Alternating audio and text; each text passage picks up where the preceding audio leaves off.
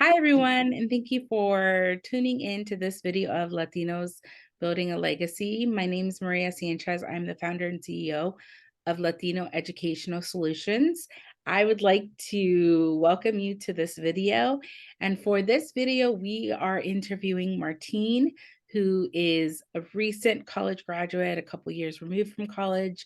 I'm just going to go ahead and let him introduce himself. So, Martine, if you don't mind sharing your name and where you're from and a little bit of background of how maybe we know each other. Yeah, totally. Hi, everyone. My name is Martin Gonzalez. I'm from Cincinnati, Ohio. As Maria mentioned, I went to Ohio State, and that is where we met. So while I was at Ohio State, I was in the College of Engineering Ambassadors program.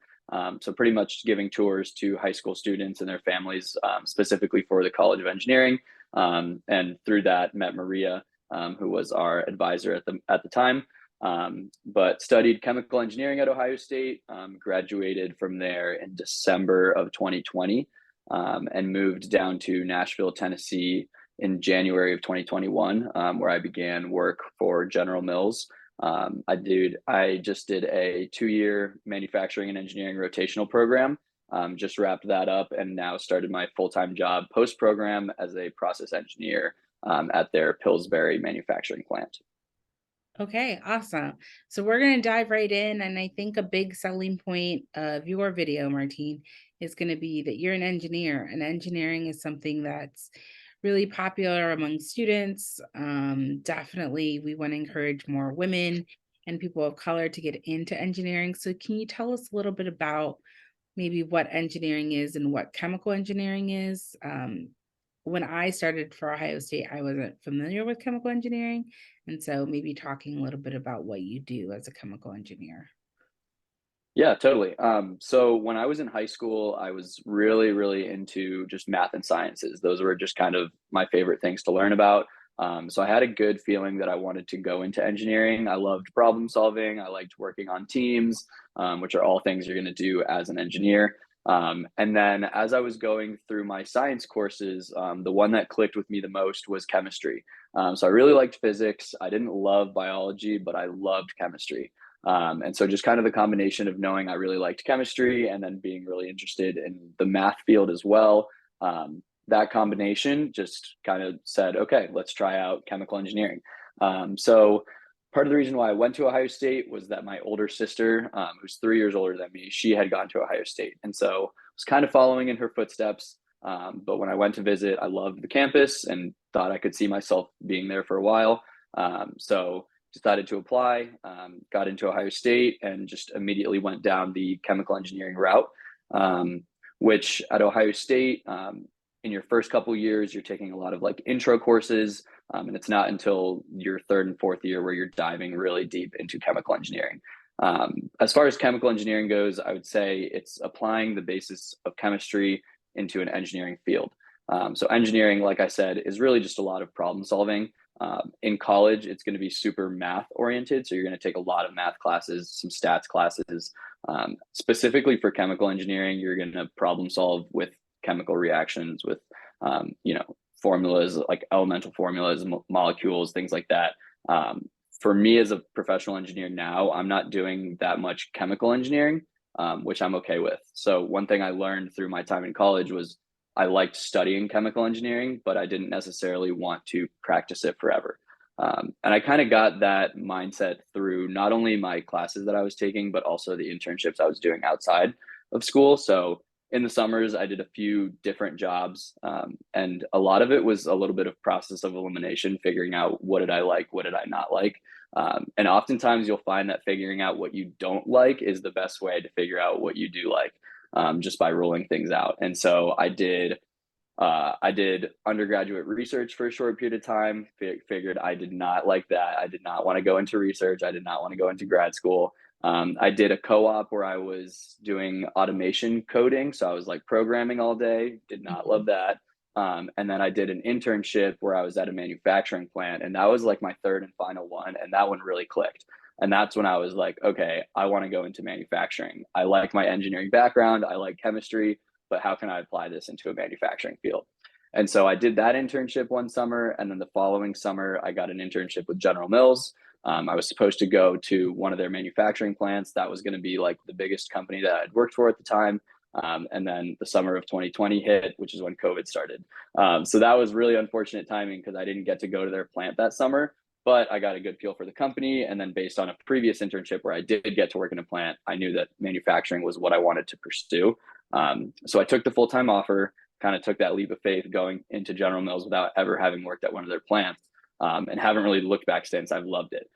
So my day-to-day right now, I'm not really practicing chemical engineering specifically, but I am practicing engineering in the sense that I'm doing a ton of problem solving every day. I'm constantly working with people. I'm being faced with new challenges and finding new solutions every single day. And that kind of work really excites me, even if it is not specifically chemistry based. But in my current role as a process engineer, it's a lot of taking data from our manufacturing lines, deciding what losses to go after and what losses to drive out, and then figuring out what processes to put in place to drive out those losses. Okay. So that was a lot about you, which I'm excited because there were a couple things that you said. First, you followed a family member to college, which if you're maybe a first generation college student, or it just feels more like you have someone there. I wanted to point out that students have that option to kind of figure out who they are through college, and that's one of the biggest benefits of going to college, is figuring it out. And you came in knowing that you wanted to do engineering, and you gave it a shot, and you ended up liking it, right? But what are some of those opportunities? You said that because of COVID you weren't able to go to the manufacturing plant. Like, what kind of happy accidents did you kind of run into as you were going through the process of finding college, selecting college, going through college? Because I know we like to plan. I know engineers are planners, but sometimes fate has takes us in different directions. Yeah, totally. Couldn't have said it better. Yeah, there's often times where you think you know exactly what's going to happen next, and then it doesn't happen, and you just got to be quick on your feet to react. But yeah, for me, I think surrounding myself with like the right people was huge. So, like I said, I'm from Cincinnati, so I went to school that was in the same state, not super close to home, but not super far away, but kind of close enough to where I had my family nearby. And I was also going to a school where I knew a lot of people. I had a lot of friends that were going there, and my sister was still there for my first year when she was a senior. And so that first year of college can be difficult through the transition of being a high school student. All of a sudden, you're an adult and you're on your own. But surrounding myself with good classmates, having my sister there, really just joining student organizations that support you and have the same interest in mind, that was huge as far as like when those challenges did come up, having a shoulder to lean on, having mentors that you could talk to, whether that was you or professors or whoever. I would say that like the circle that you surround yourself with is huge, and then just being flexible and being willing to like be agile, and not everything will go your way all the time, but if you're able to adapt and if you're willing to overcome those challenges of maybe you didn't get into the major that you thought of right away, but then this other major that you check out ends up being what you really enjoy. We've heard that story a million times. And so that summer where I was at first hesitant on going to this manufacturing plant. It was in a totally different state. It was in the middle of nowhere in Missouri, and at first I was like, I don't know how this is going to go. And then eventually I convinced myself, okay, this is going to be really good for me. This is going to be a learning experience, a growing experience. I'm going to be on my own somewhere totally new where I don't necessarily have that familiar face to lean on. And then right when I was like super excited about convincing myself to go, COVID hit. And so it was, okay, regroup. What do we do next? Right. And so figuring out how to navigate that scene of, okay, I'm doing a manufacturing internship, but doing it from home, what does that look like, right? And so the company was also trying to figure out what can we provide our interns that's still like a beneficial experience, right? But approaching it with an open mind, realizing that everyone was going through this at that time. I was just thankful that I still had a job. I was still getting an experience that summer. It wasn't necessarily what I had hoped it would be, and it wasn't even close to what I was expecting it would be, but it was still very beneficial. So having an open mind, and I would say like surrounding myself with the right people, really helps me get through just those random little things that don't always go the way that you're planning. Yeah. So I love that you talk about your tribe, right? And surrounding yourself by people because I give a lot of talks around the city and the state. And I always kind of, when I work with youth, I always try to remind them who's your five? Who are your five people that are on your team that you can count on? And who are your five that level you up, that make you want to be better than what you feel you can be, right? That really push you and inspire you. And I say it's so important because when I talk with students, I'm like, what do you think LeBron James does, right? Like, do you think that he's surrounding himself around with the best of the best to reach that level of potential, right? And it works for us. And I say it all the time, talent is an investment of your money, resources, talents. And so you want to make sure that you're making a good decision. So you said that you went to Ohio State because your sister went there, but you Big also reason why, yeah. yeah, but you also served as a tour guide.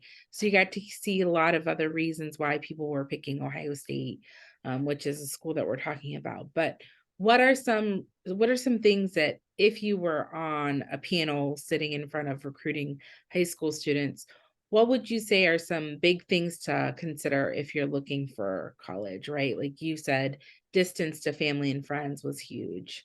What else would you Yeah. looking for, like as resources or opportunities that a college offers?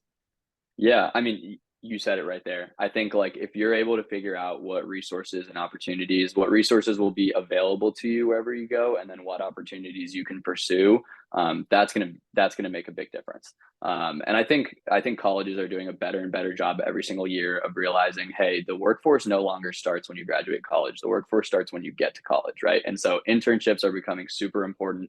If you're not passionate about pursuing the work industry right away, but you want to go into grad school and you want to do research, there's undergraduate research for that exact reason, right? And so colleges are becoming better and better and better about realizing we need to prepare our students to be ready to go as soon as they graduate. And so that was something that when I was touring Ohio State and I was looking at the College of Engineering, I noticed right away there's a ton of opportunities here, right?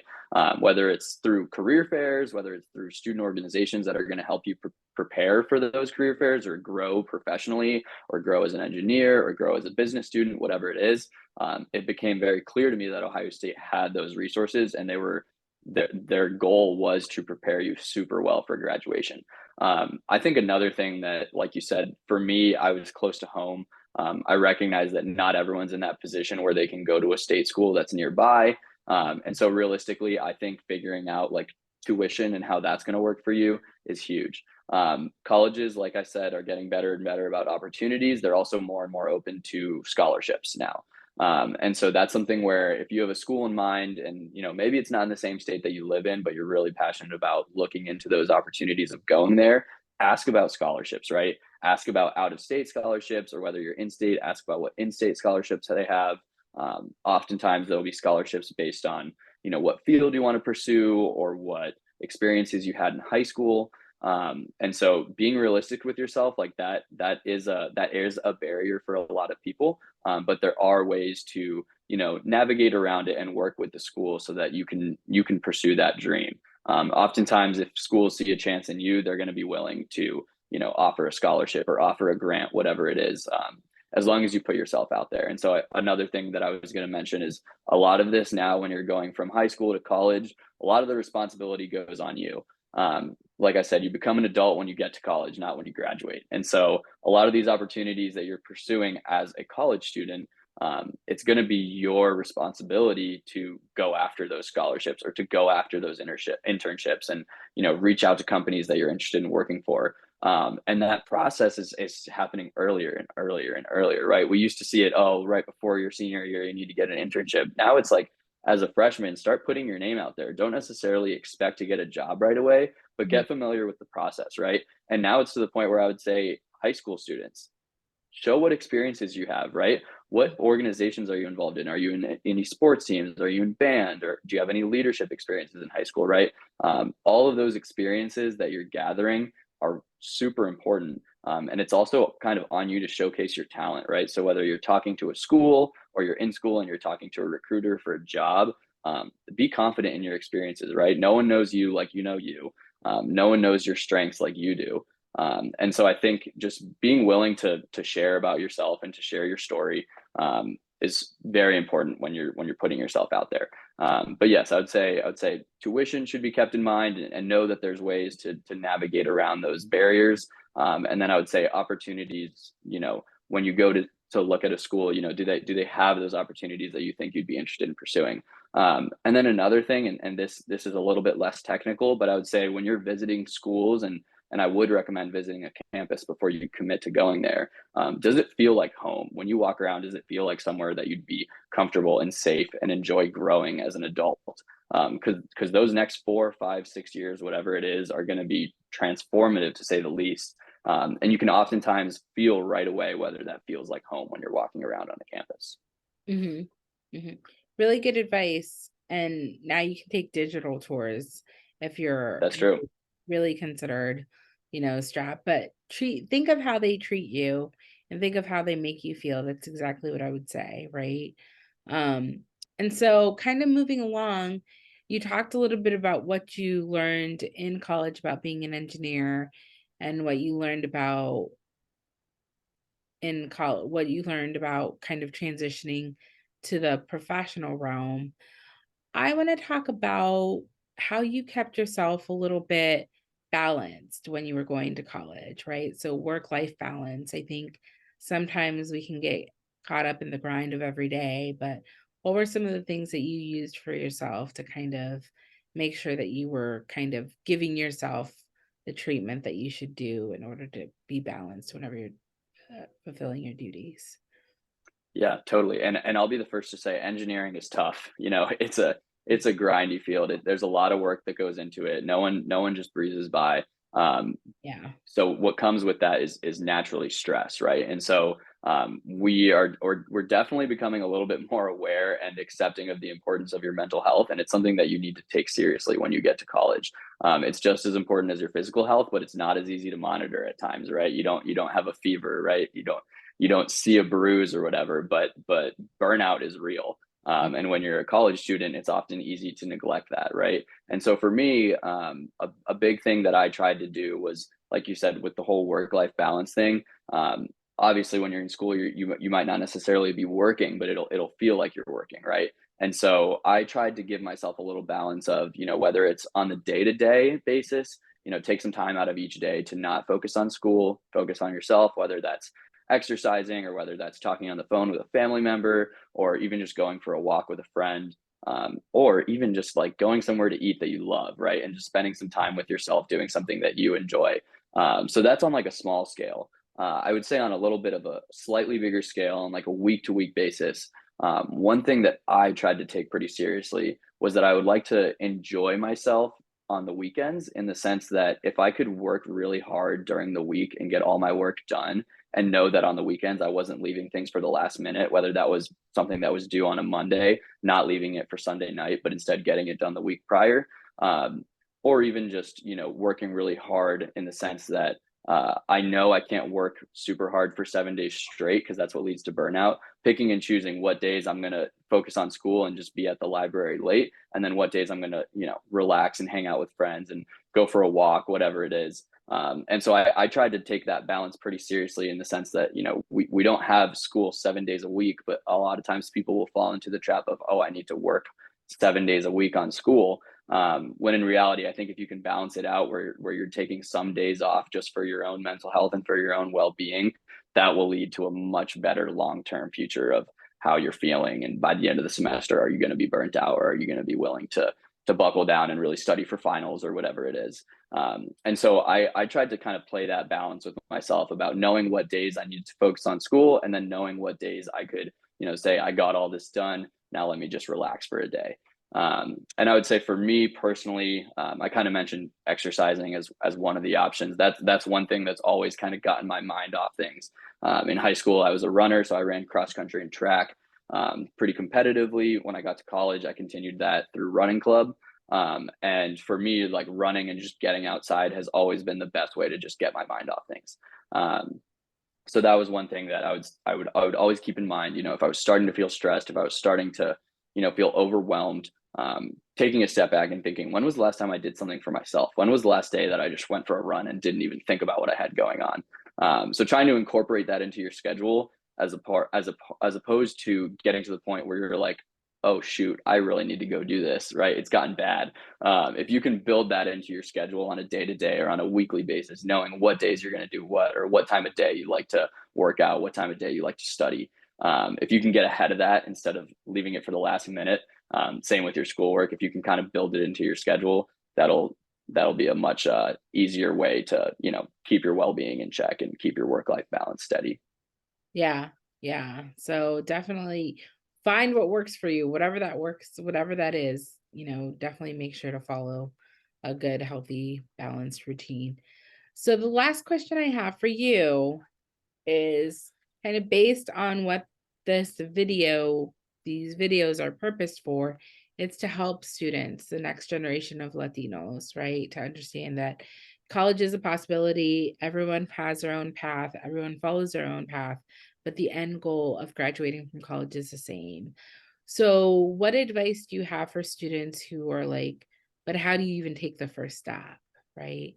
With when you have so many choices, when you have so many things to look at, like what's one piece of advice that you would offer to maybe an 18-year-old who's might be watching this video and considering some life choices of their own? Yeah, great question. And it's a tough one, but I would say at the end of the day, know your worth and know that the hard work that you're going to put in is worth it.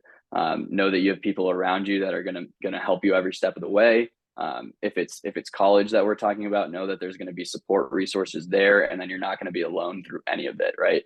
A lot of people think of engineering as a tough, oh, buckle down, don't help anyone else out, and that as hard as it is such a team effort. I can't tell you the amount of times where I would go to office hours with all 20 of my classmates, and we'd be there solving the same problem. We'd be there helping each other out. We'd study together, right? It's a team effort. And so know that leap of faith that you are taking, you won't be alone when you're doing it. There's going to be other people who are feeling the same exact thing as you are, and that are going to be there to help you through it. And then, like I said, know your worth, know your experiences, know where you're coming from. Understand that what you bring to the table is unique, and that people will benefit from you being at that table. And so when it comes down to it, and you're making that tough decision of where do I go, or what do I do next, what do I study, just know that whatever it is that you do end up deciding, you'll be great at it, and you'll be thankful that you'd made that choice, and that those around you will be thankful that you made that choice as well. And so I would just say, be confident in yourself, know your worth. Know that you're not going through any of it alone, and wherever you do end up, there will be people there to help you. There will be people there to grow with you. There'll be people there to take the same challenges as you are. So yeah, just know that you're not alone through it, and that in the end, it'll definitely work out. Good advice. Well, thank you for taking the time to talk to me, Martine. I'm excited that people got to hear some of your story. There's other videos if you want to go through them, but this one focused on the story of Martin Gonzalez, who is an engineer and was sharing a little bit of his story. He definitely wants to really to encourage anyone and everyone who might be watching this video to really just keep going for it and keep trying and understand that there are people out there willing to help. And sometimes asking for help is the scariest step you'll have to take, but it's probably the most important step you'll have to take. So, thank you for listening to this video. If you guys have any questions, you guys can email at us at info@latinoeducationalsolutions.com. And Martine, thank you so much for being with us today. Of course, thanks for having me.